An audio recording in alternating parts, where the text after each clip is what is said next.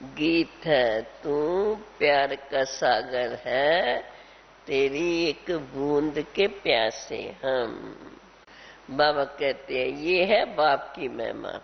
और बच्चे जानते हैं, भगत लोग तो ऐसे ही गीत गाते रहते हैं।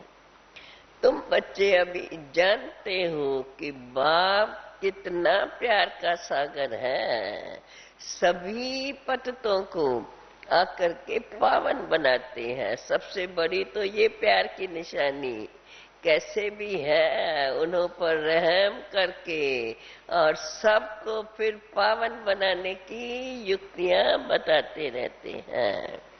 सभी बच्चों को सुखधाम का वर्षा देते हैं। बाबा कहते हैं तुम बच्चे समझते हो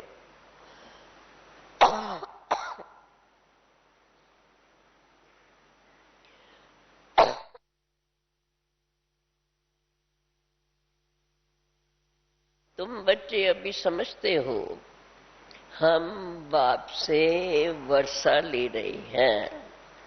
आधा कल्प जब माया का राज्य है तो ऐसा प्यारा बाप होता ही नहीं है। बेहद का बाप तो है ही प्यार का सागर, शांति का सागर, सुख का सागर। ये वो कैसे है? बाबा कहते ये अभी तुम बच्चे ही जानते हो। और प्रैक्टिकल में तुम बच्चों को अभी ये सब कुछ बाप से मिल रहा है। प्यार भी मिल रहा है, शांति में कैसे रहो, शांति का भी सुख मिल रहा है। तो अभी तुम बच्चे इन सब बातों को जानते हो। भक्ति मार्ग वालों को बल गाते रहते हैं, परंतु मिलता कुछ भी नहीं है। सिर्फ गाते हैं, याद करते हैं। अभी वे यादें भी पूरी होती हैं, उनका याद करना भी अभी पूरा हो जाएगा। अभी तो तुम बच्चे सन्मुख में बैठे हो, समझते हो बेहद के बाप का ही गायन है।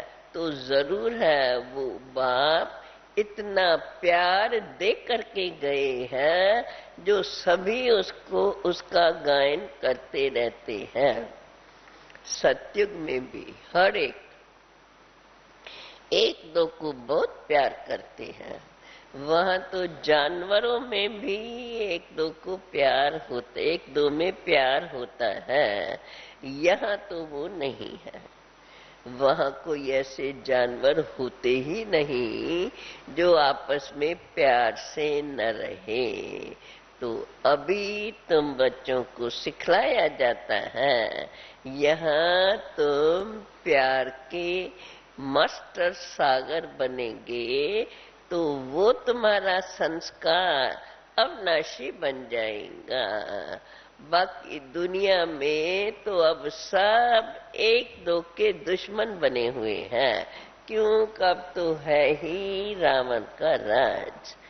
बाप कहते हैं कला पहले मिसल हूँ बहू, अब तुमको बाप बहुत प्यारा बनाते हैं। कभी किसका आवाज सुनते हैं कि ये गुस्सा करते हैं तो बाप शिक्षा तो देंगे ना कि बच्चे गुस्सा करना ठीक नहीं है। इससे तुम भी दुखी होंगे और दूसरों को भी दुखी करेंगे।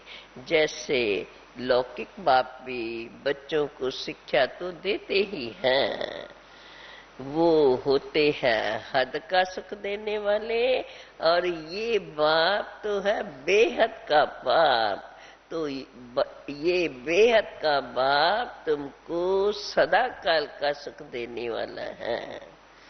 अभी तुम बच्चों को एक दो को दुख नहीं देना चाहिए।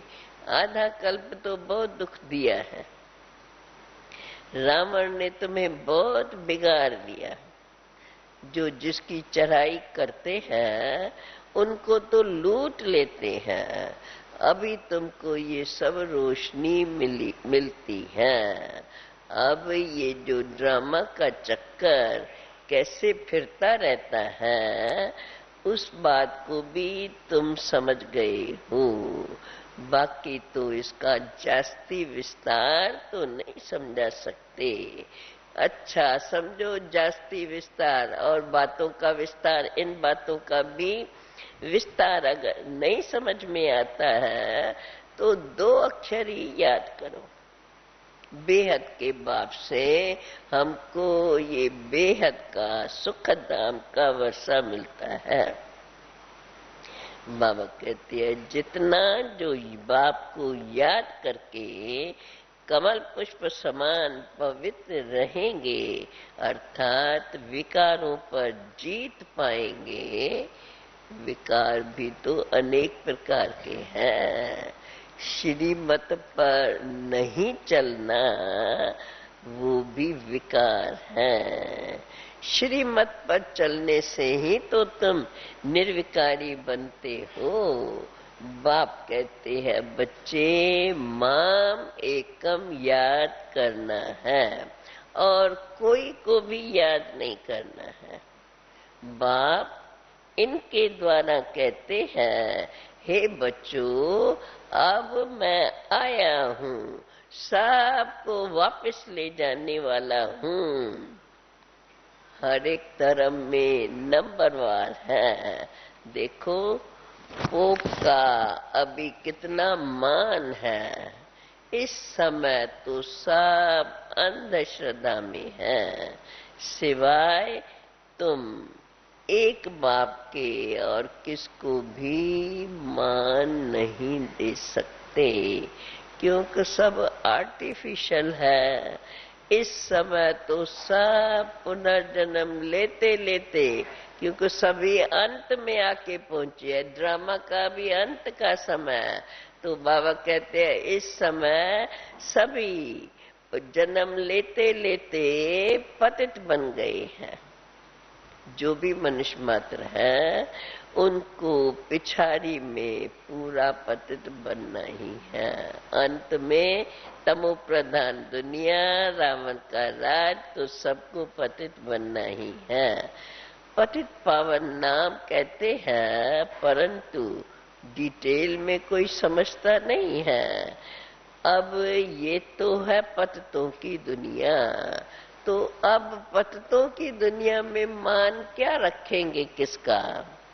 जैसे पोप है, फर्स्ट सेकंड थर्ड तो चले आए हैं, अब तो उतरते आए हैं ना। भले फर्स्ट सेकंड थर्ड बोलते हैं, परंतु देखा जाए तो रावण राज के कारण जो क्वालिटी पहले, उसमें फर्क पड़ता जाता है। उन्हों को भी पोप में नंबरवार दिखाते हैं ना, पहला ये, दूसरा ये, तीसरा ये। फिर जरूर नंबरवार ही अपना पद लेंगे। इस चक्कर को, इस सारे चक्कर को अभी तुम बच्चे अच्छी रीत से जानते हो। यहाँ तो तुम आते ही है बेहद के बाप के पास। किस लिए आते हैं? बेहद के बाप से बेहद का वर्षा लेना है। साकार के बिगड़ तो वर्षा मिलता ही नहीं है। बाप कहते हैं और कोई देहधारी को याद मत करो, क्योंकि ऊंचे ते ऊंचा एक बाप ही है, उनको ही तुम्हें याद करना है। देखो ये बाप का कितना बड़ा फरमान है। फिर से बच्चे माम एकम याद करो।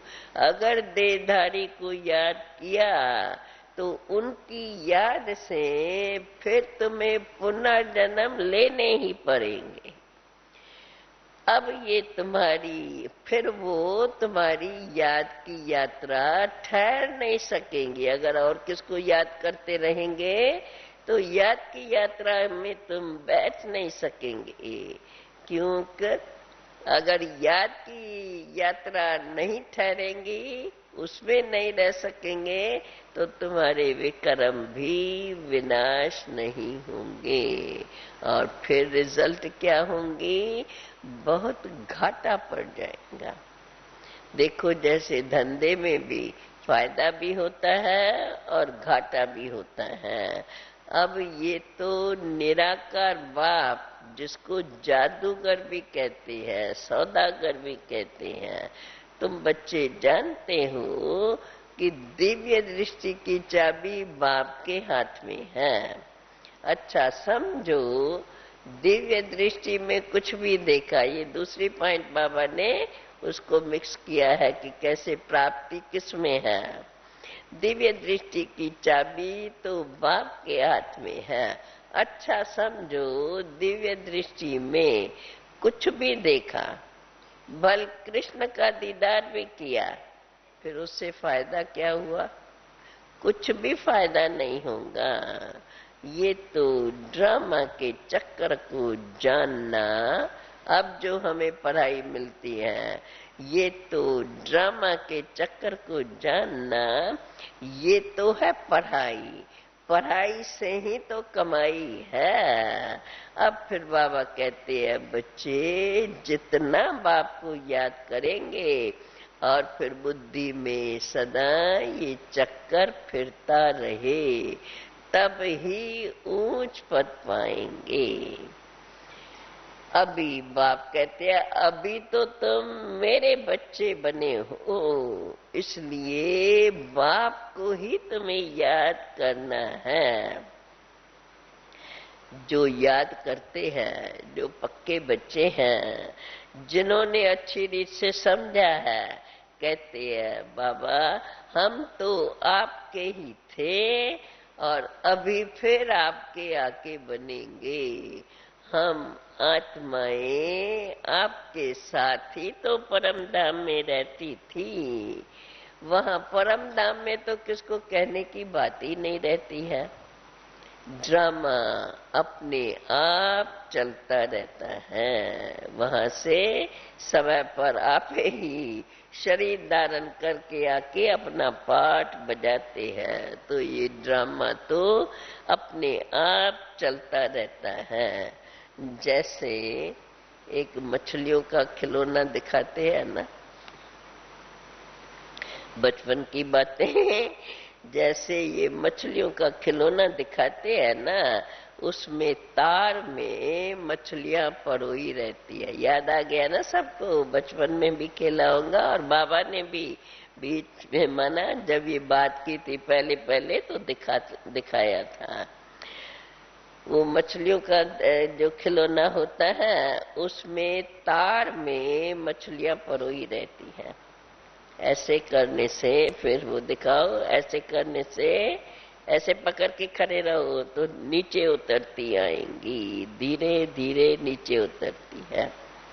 वैसे ही जो भी आत्माएं है सब ड्रामा के तार में बंधी हुई हैं और चक्कर लगाती रहती हैं।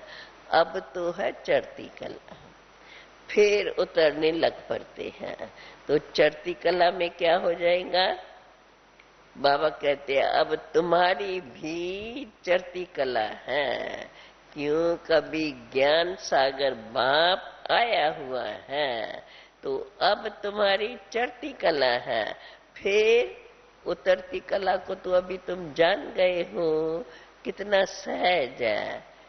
कौन क्या सहज है? उतरती कला में आ गए, अब चढ़ती कला में जाना कितना सहज है। क्योंकि उतरती कला में तो आधा कल्प लगा और चढ़ती कला में इतना समय नहीं लगता है। इसलिए बाबा कहते हैं तो देखो अभी तो तुम जान गए हो कितनी सहज है, उतरने का कितना लंबा टाइम है, और फिर कैसे चढ़ती कला हो जाती है। वो भी तार को भी, वो भी खिलौने को ऐसा उल्टा कर देंगे तो एकदम से ऊपर चढ़ बदल जाएंगी।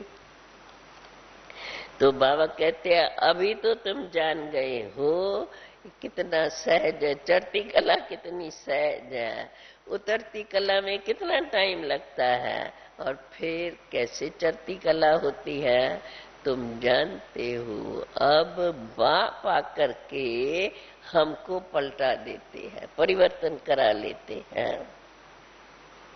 पहले पहले है आदि सनातन देवी देवता धर्म, फिर धीरे धीरे दूसरे धर्म आते हैं। तुम बच्चे जान चुके हो, अब है हमारी चढ़ती कला, अब हमारी उतरती कला पूरी हो गई। अब तो देखो तमो प्रधान दुनिया में बहुत दुख है। ये अभी जो तूफान आज लगते हैं ये तो कुछ भी नहीं है। आगे चल के ऐसे तूफान लगेंगे जो बड़े बड़े महल सब गिर जाएंगे। बहुत दुख का समय आने वाला है।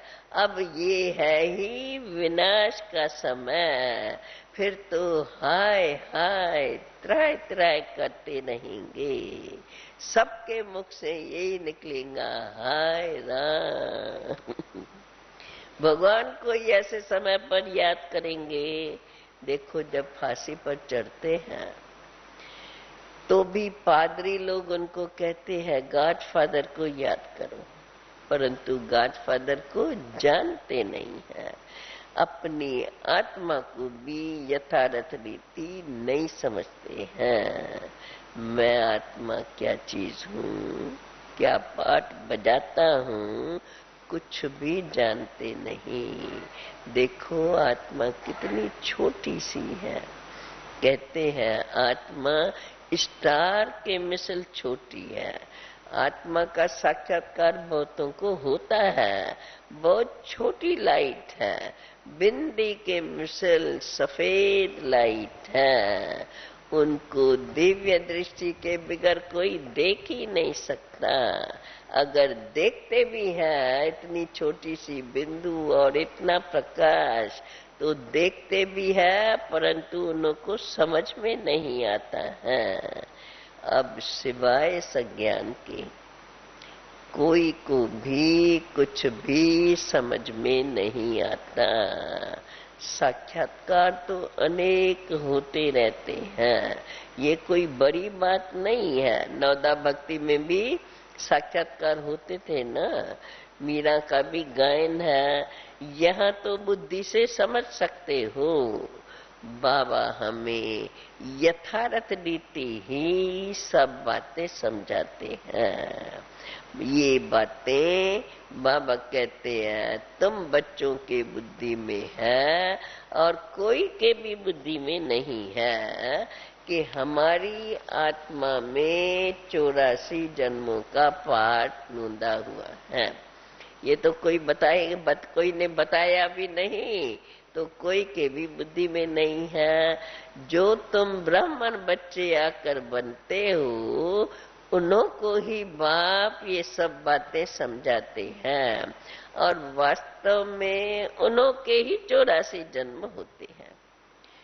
तो जिन्हों के होते हैं वो इस बाप समझाते हैं तो वही समझ जाते हैं।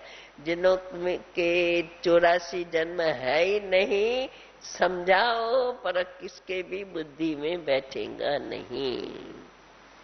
तुम बच्चे अब एक्यूरेट समझते हो कि ये 84 जन्मों का चक्कर है।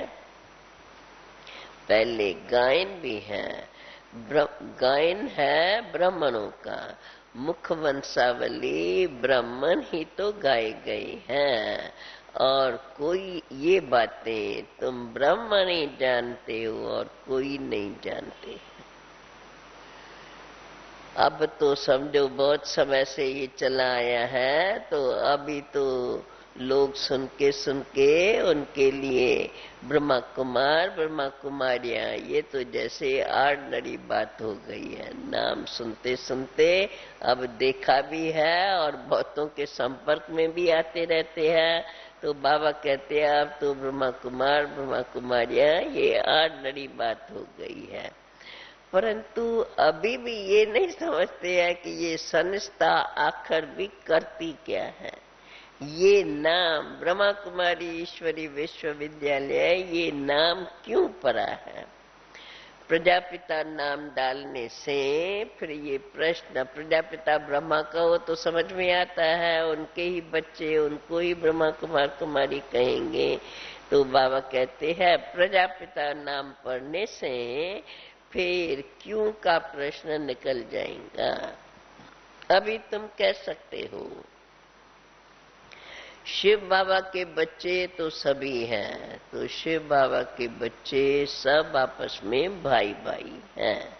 फिर प्रजापिता ब्रह्मा के जो बच्चे बनते हैं तो सब सारी सृष्टि के जो भी मनुष्य हैं, वैसे तो कहेंगे ना प्रजापिता ब्रह्मा की संतान, उनके ही मुख द्वारा शिव बाबा आकर के ये रचना रखते हैं। तो फिर ब्रदर्स और सिस्टर्स कहा जाता है। ये बात समझने से, प्रजापिता नाम लिखने से ये बात सहज समझा सकेंगे और समझ लेंगे। तो फिर ये समझने से उनके ये प्रश्न ब्रह्मा कुमारी नाम क्यों रखाया है, ये प्रश्न नहीं आएगा। समझेंगे कि अब ये नई दुनिया की स्थापना होती है बरोबर ब्रह्मा के द्वारा। अब तुम पतित से पावन बन रहे हो। अब ये जो रक्षा बंधन आज बनाया जाता है, अब भी है ना रक्षा बंधन, ये जो रक्षा बंधन आज मनाया जाता है उसका भी अर्थ तुम बच्चों को ही पता है। इन सब बातों का अर्थ अभी समझ में आता है। ये जो भी यादगार है उन सब का ज्ञान अभी तुम बच्चों को मिला है। सत्युग में थोड़े ये त्योहार मनाएंगे, ये रामनवमी या ये रक्षाबंधन आदि ये सत्युग में त्योहार नहीं मनाए जाएंगे। वहाँ तो मनाने की बात ही नहीं है, इन त्योहारों के मनाने की बात ही नहीं। वहाँ तो ये ज्ञान रहता ही नहीं है। वहाँ ये भी पता नहीं पड़ेगा, क्या क्या पता नहीं पड़ेगा, टोटल ड्रामा की नॉलेज ही नहीं है।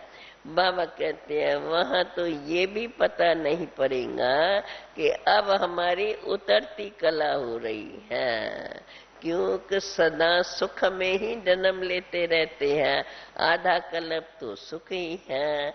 वहाँ है ही योग बल की पैदाश, विकार का तो नाम ही नहीं होता है, क्योंकि रावण का राज ही नहीं है।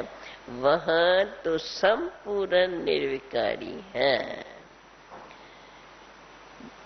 दूसरा जन्म लेने से पहले उनको साक्षात्कार हो जाता है, नहीं तो कैसे सिद्ध हो कि ये पुराना शरीर छोड़ और दूसरा नया लेते हैं। यहाँ से तुम अभी पहले जाएंगे शांति धाम। बाबा कहते हैं तुम बच्चे समझते हो वो है हमारा घर, शांति धाम है हमारा घर। वो हमारा भी घर है और बाप का भी घर है। जिस बाप को याद करते हैं, बाप से ही तो बिछड़े हुए हैं, इसलिए ही तो याद करते हैं। अभी सुखधाम में बाबा कहते हैं जब सुखधाम में हो, जब जीवन में सदा सुख है, उस समय तुम दो बाप को भी याद नहीं करेंगे। उस समय जिस लौकिक बाप का है बस उसी को ही जानते हैं और उससे ही संबंध में रहेंगे। ईश्वर भी कोई है, उनको याद करना। अभी जो सब याद करते हैं, सुखधाम में आप दो बाप को भी याद नहीं करते, क्योंकि है ही सुख की दुनिया। बाप उस समय अपने ही धाम में रहते हैं, जैसे कि वानप्रस्थ में रहते हैं। फिर जो गुरु की शिक्षा मिलती है उस पर चलते हैं। कलयुग में या उसके द्वापुर से लेकर के फिर जो गुरु की शिक्षा मिलती है, मनुष्य जब वानप्रस्थ में आते हैं तो फिर जो गुरु की शिक्षा मिलती है उस पर चलते हैं। बाप बूढ़ा हुआ है तो वानप्रस्थ ले लेते हैं। ये तो शिव बाबा तो बूढ़ा नहीं होगा ना जो वानप्रस्थ लेना पड़े। ये तो बूढ़ा नहीं है। परम पिता परमात्मा को बूढ़ा थोड़े ही कहेंगे। बूढ़ा व जवान ये तो शरीर ही होता है। आत्मा तो वही की वही है। आत्मा में माया का परछाया पड़ता रहता है। अभी इन सब बातों को बाबा कहते हैं तुम बच्चे जान गए हो, आगे नहीं जानते थे। रचता और रचना का राज बाप ने आकर के तुमको पूरा पूरा समझाया है। बाबा कहते हैं अभी तुम बच्चे सामने बैठे हो तो बाप की महिमा कितनी गाई जाती है। जैसे देखो अगर कोई प्रेसिडेंट है तो कहेंगे प्रेसिडेंट है और उसकी उसी प्रकार से महिमा करेंगे। प्राइम मिनिस्टर है तो उनकी उसी प्रकार से महिमा होते हैं, क्योंकि सबको अपना अपना पाठ मिला हुआ है। बाप तो सबसे ऊंचते ऊंच गाया हुआ है तो जरूर हमको भी ऊंचे ते ऊंचा ही वर्षा देंगे। देखो कितनी समझ की बात है। बाप इतना ऊंचा है तो जरूर हमें भी इतना ऊंचा ही वर्षा मिलेगा।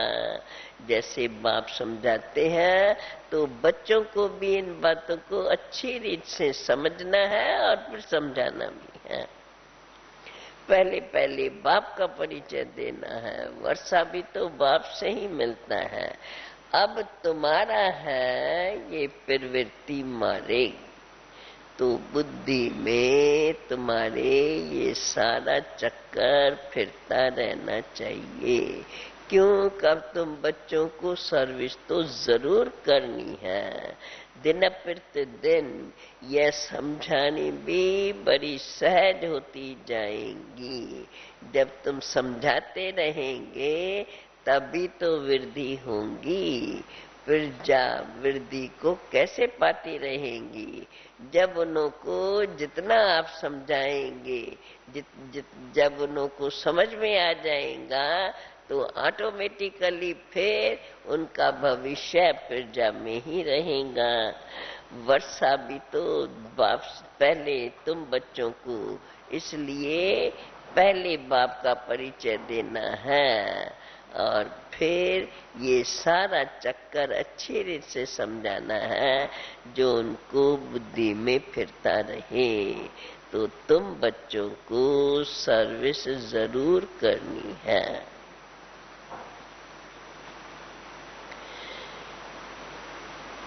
अब ये तो जितना अब जो नॉलेज तुम्हें मिल रही है दिन प्रतिदिन सहज समझ में आता है तो अब निश्चय करना भी सहज हो जाएगा।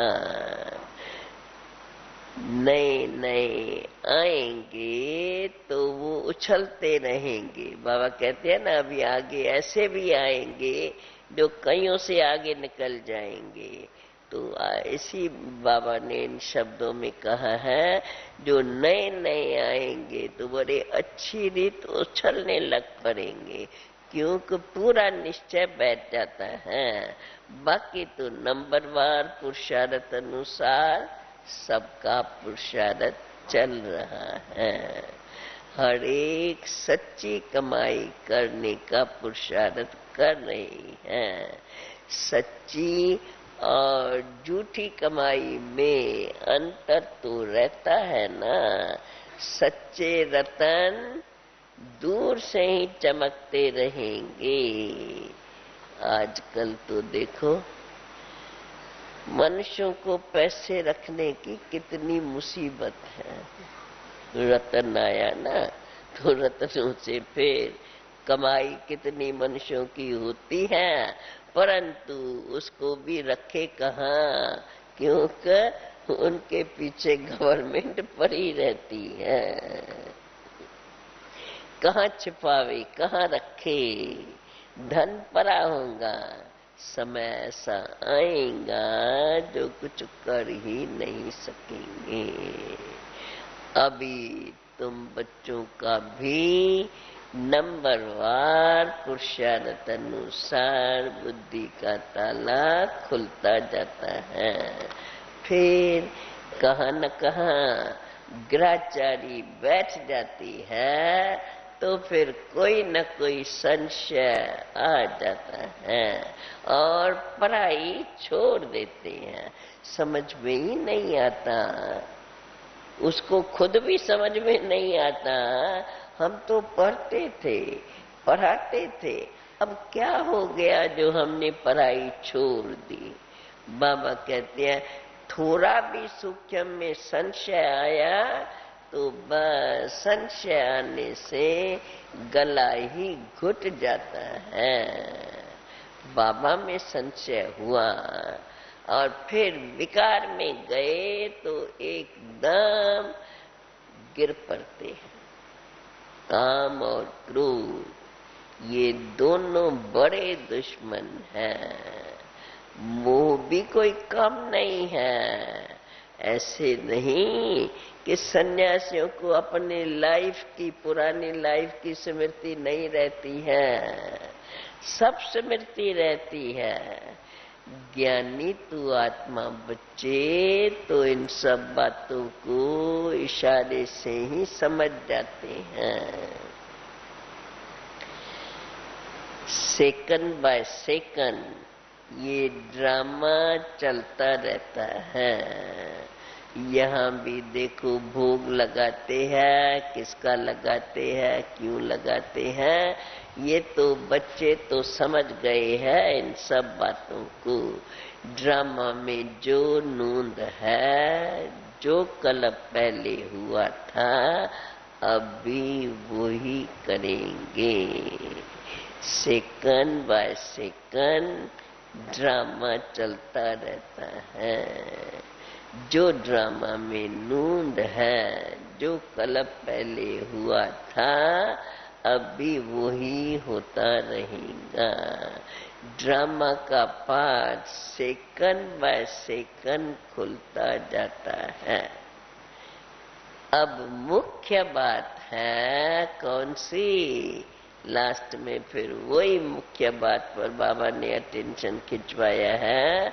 अब मुख्य बात है बाप की याद की, जिससे ही तो तुम्हारे विक्रम विनाश होंगे। जितना बाप की याद में लगे रहेंगे, उतने ही तो फिर विक्रम विनाश होते रहेंगे। नहीं तो बाप फिर धर्मराज के रूप में तुमको साक्षात्कार कराएंगे। अभी भी बहुत है जो चलते चलते अनेक भूलें करते रहते हैं, बताते नहीं हैं। नाम बहुत अच्छा अच्छा है, परंतु बाप जानते हैं कितना कम पद उनका हो जाता है, कितनी ग्रहचारी रहती है, उल्टे विक्रम करके और फिर बाप से छिपाते रहते हैं। सच्चे के, परंतु सच्चे के आगे तो कोई बात छिप ही नहीं सकती है। तो अब तुम्हारा सार ड्रामा में पहले से ही नूंदा हुआ है। अंतर्यामी बाबा तो वही है। शिव बाबा को कहेंगे अंतर्यामी, यहाँ बाबा कहेंगे मैं थोड़ी बैठ के तुम्हारी स्त्रियों को जानेगा ये क्या क्या कर रहा है। समझना चाहिए, अगर हम छिपा करके विक्रम करते हैं तो सजा भी बहुत खानी पड़ेगी, क्योंकि हम ब्राह्मण निमित्त बने हुए हैं संभाल करने के लिए। हमारे में ही अगर ये आदत है तो फिर ठीक नहीं है। अपने आप से बात करके अपने को सावधान करना है। देखो स्कूल में टीचर की रिपोर्ट होती है तो प्रिंसिपल बड़ी सभा में भेज उनको बड़ी सभा के बीच उनको निकाल देते हैं। तुमको तो बाबा के पास जाना है, तुमको याद एक शिव बाबा को ही करना है। बाप कहते हैं माम एकम याद करो, क्यों अब तो तुमको बाप के पास ही जाना है, तो उनको ही याद करना है और फिर स्वदर्शन चक्र फिराना है बस, और कोई को याद नहीं करना है। अगर तुम किसको याद करेंगे तो क्या होगा? क्या उसकी अभी क्या सजा मिलेंगी पुरुषार्थ के समय? अगर तुम किसको याद करेंगे तो तुम्हारी रूहानी यात्रा बंद हो जाएगी, अर्थात योग लगेगा नहीं। अच्छा अच्छा, मीठे मीठे सिकील दे बच्चों प्रेत माता पिता बाप दादा का याद प्यार और गुड मॉर्निंग। रूहानी बाप की रूहानी बच्चों को नमस्ते, रूहानी बच्चों की रूहानी बाप को नमस्ते।